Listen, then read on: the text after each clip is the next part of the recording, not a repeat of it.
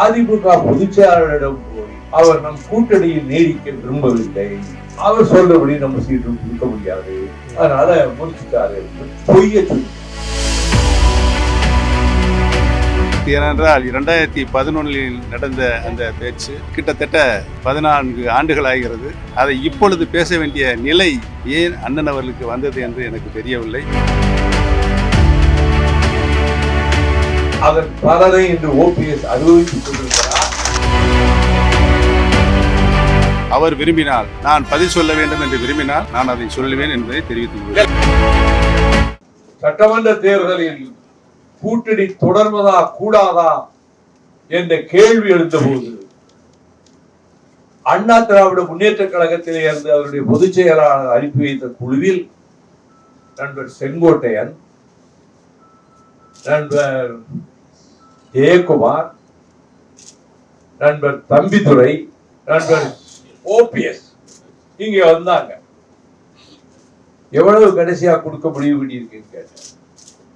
12 சீட்டு தான் அப்படின்னாரு. இதை நான் ஏற்றுக்கொள்ள முடியாது, இதற்கு உடன்பட முடியாது.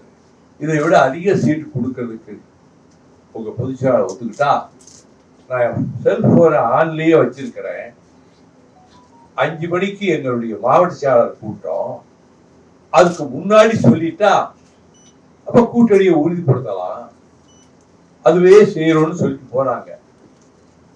முக்கியமா சொன்னவர் ஓபிஎஸ். ஆனால் அதிமுக பொதுச்செயலாளரிடம் போய் அவர் நம் கூட்டணியில் நீடிக்க விரும்பவில்லை, அவர் சொல்றபடி நம்ம சீட்டும் கொடுக்க முடியாது, அதனால முடிச்சுட்டாரு அப்படின்னு பொய்ய சொல்லிட்டார். பின்னர் கேள்விப்பட்டேன், தினமணி வைத்தியநாதன் சொன்னார், உங்களுக்கு 15 சட்டமன்ற தொகுதியும் ஒரு ராஜ்யசபாவும் கொடுப்பதென்று அவங்க முடிவெடுத்துட்டாங்க, நீங்க நேரா அவங்கள போய் சந்திச்ச உடனே சொல்லிடுவாங்கன்னு சொல்லி என்னிடம் பேசுவதற்கு துக்ளக்சோவும் தினமணி வைத்தியநாதனும் படாத பாடு பண்ணிருக்கிறாங்க. போன கையிலேயே வச்சிருக்கிறேன். ஓபிஎஸ் கூப்பிடுவாரு, கூப்பிடவே இல்லை. ஏன்னா அவங்க எடுத்த முடிவுக்கு மாறா அவர் எந்த காரணத்தை முன்னிட்டு நம்மோட கூட்டு வரமாட்டாருன்னு ஓபிஎஸ் சொல்லிட்டாரு. அதன் பலனை இன்று ஓபிஎஸ் அனுபவித்துக் கொண்டிருக்கிறார். மாண்புமிகு அம்மா அவர்களை பொறுத்தவரையில் 25 ஆண்டு காலம் அவருடன் உடனிருந்து பணியாற்றியவன். அம்மா அவர்கள் என்ன சொல்லுகிறாரோ, என்ன பேச சொல்லுகிறாரோ அதை மட்டுமே தான் நான் பேசி வந்திருக்கிறேன், செயல்பட்டு வந்திருக்கிறேன் என்பதனை அனைவருக்கும் நன்றாகவே தெரியும்.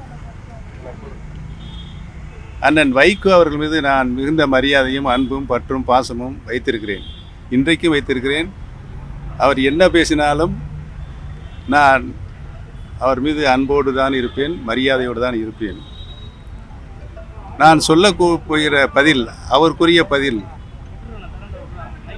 அவர் மனது புண்படும்படியாக ஒரு சூழலை ஏற்படுத்தும் என்ற காரணத்தினால் நான் அந்த பிரச்சனைக்கு உள்ளே போக விரும்பவில்லை. அரசியல் நாகரிகம் கருதி எந்த கருத்தை சொன்னாலும் அந்த கருத்து, ஏனென்றால் 2011 நடந்த அந்த பேச்சு இன்று கிட்டத்தட்ட 14 ஆண்டுகள் ஆகிறது. அதை இப்பொழுது பேச வேண்டிய நிலை ஏன் அண்ணன் அவர்களுக்கு வந்தது என்று எனக்கு தெரியவில்லை. அந்த பிரச்சனையை, அது பிரச்சனையாக அல்ல, நான் உண்மையை தான் சொல்லுவேன்.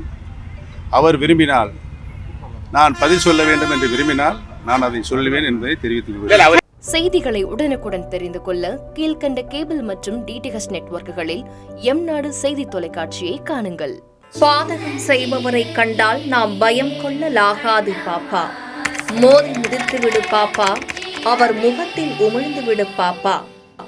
அண்மை செய்திகளை உடனுக்குடன் தெரிந்து கொள்ள இணைந்திருங்கள் எம்நாடு தொலைக்காட்சியுடன்.